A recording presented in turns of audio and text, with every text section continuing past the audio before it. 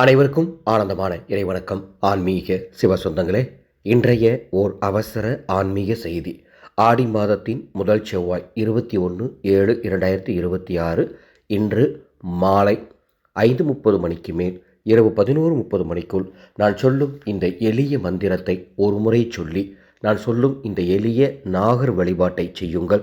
நிச்சயம் உங்கள் குடும்பத்திற்கு அளப்பரிய நன்மைகள் கிடைக்கும்.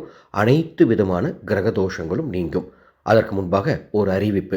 நீங்கள் வீடியோவில் பார்த்துட்ருக்கீங்க இல்லையா, இந்த மாதிரி 13 ஆகர்ஷண பொருட்களை கொண்டு இந்த வருடம் வரலட்சுமி பூஜைக்காக வரலட்சுமி வெண்கல கலசம் கட்டி கொடுத்துட்ருக்கோம்.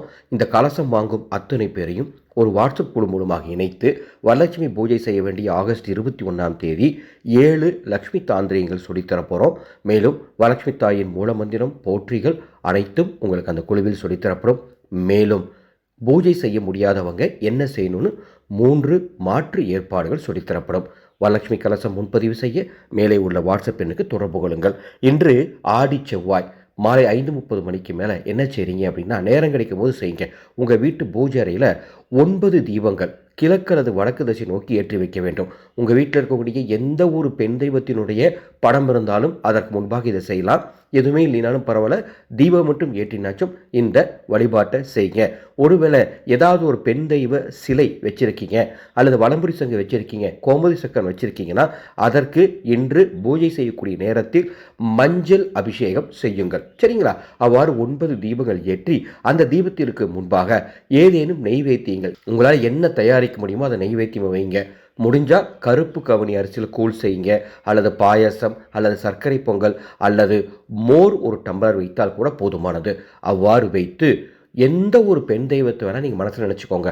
மனசில் முழு பக்தியோடு நினச்சிட்டு நான் சொல்கிற இந்த அற்புதமான தமிழ் மந்திரத்தை 3 முறை சொல்லுங்க போதும்.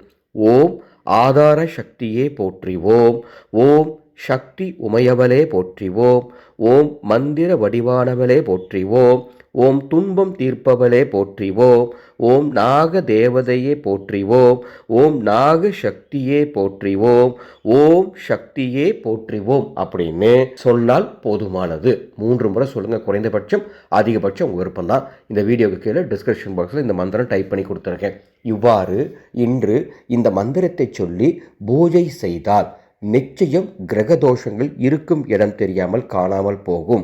குடும்பத்திற்கு நல்லது நடக்கும்.